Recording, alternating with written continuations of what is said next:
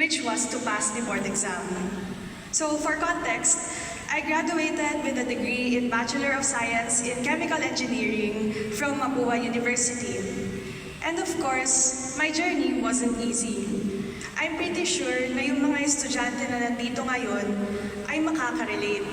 Kasi talaga nga namang nakakabaliw mag-aral. My final year was probably the most stressful and most exhausting year of my life. Lunod na lunod talaga sa group works, presentations, thesis, at of course yung mock boards. Pagod ka na nga mentally, pagod ka pa physically. At akala ko noon, yun na yung pinakamalala. Little did I know na mas malala pa pala yung mararanasan ko during my board exam review. Because this time, the pressure was on. It was the real deal. 5 months. That's how long I reviewed. Our board exam was on November 19 to 21, 2025. And as early as June, nag-aaral na ako. Sa totoo lang, nung simula, aminin kong hindi pa ako ganun kaseryoso. Kasi lagi ko namang sinasabi sa sarili ko noon na marami pa naman akong oras. Kaya pa to, makakahabol pa ako. Focused as I should have been.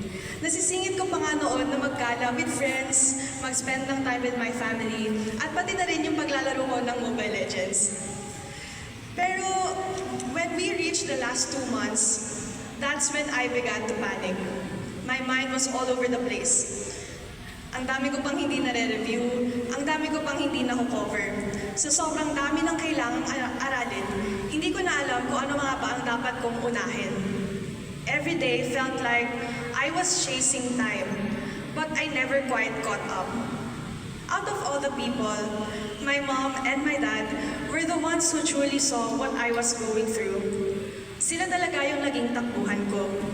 They practically became my therapists during that time. Since both of them were board passers years ago, they really understood what I felt. Alam nila kung ano yung dapat sabihin para kumalma ako. And aside from that, I found myself going to church 3 times a week kasi dito ko naramdaman yung safe place ko. Talking to God gave me a sense of peace. Siya yung nagbigay talaga sa akin ng lakas para magpatuloy, especially during those times wherein I felt very burnt out. While my parents didn't really pressure me, it was okay since they saw all of my efforts. But I felt the pressure myself because of my pride. Back then, I believed that having graduated as a cum laude, it would be a disgrace if I didn't pass the exam on my first try. I was really scared of failing and of all the judgments that I would receive if I did. And that's when I realized that in truth, my biggest opponent was actually just myself. And then, the day of the exam came. I sat in that room, surrounded by people who were just as nervous as I was. You could really feel the tension. You could feel the weight of everything we had been through just to get there. Nagsimula na yung exam. Question after question. Yung iba, alam ko. Yung iba, hindi. At yung iba, hinulaan ko. Time kept moving. And before I knew, tapos na pala siya. On the last day, just before I submitted my answers, huminga ako ng malalim, nagdasal ako, and sabi ko, Lord, ikaw na po ang bahala sa akin. Naniniwala ako kung para sa akin to, para sa akin to. I'm just grateful for your guidance and for giving me the strength to get through this journey. And in that quiet moment, I told myself, it is finished. I left it all in God's hands. I told myself that regardless of the results, I was proud of what I had done. I knew I had given everything I had and exhausted my energy and knowledge up to the last bit. And as I reflected on that moment, I realized something deeper. Those same words, it is finished, were spoken by Jesus Christ on the cross. And And yet, when he said those words, it was not a statement of defeat. It was not the end of hope. Rather, it was the fulfillment of everything he came to do. Every sacrifice, every act of love, every purpose completed.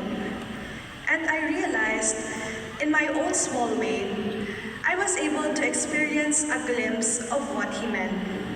Because the words, "it is finished," is not about giving up. They are about reaching the point where you have done everything you can, where you have given your all, and learning to surrender the rest. Looking back, na-realize ko na hindi pala yung exam ang pinakamahirap. It was actually the process, the waiting, the uncertainty, the moments when I felt like my efforts were not enough, but I chose to continue anyway. Because not all endings are failures. Some endings are fulfillment. Some endings are victories. And maybe right now, some of us are still in the middle of our own struggles. Still questioning, still waiting, still asking, kailan ba matatapos lahat ng to? But one day, you will reach that moment where you've done everything you can, when there's nothing left to give. And when that day comes, I hope you don't say it is finished out of defeat. I hope you say it out of peace, with the quiet confidence that you were able to do everything that you can. Because in the end, the words "it is finished" is not just about reaching the end. It's about giving everything you had, trusting God with what's beyond your control, and finding peace in knowing that you did your part. And today, I stand before you, not as someone who had it all figured out, but as someone who reached her own "it is finished" moment. By God's grace, after the struggles, the sacrifices, and the countless prayers, I am now standing before you as Engineer Chiara Cristel D. Riguera, a licensed chemical engineer. Thank you, and may God bless you all.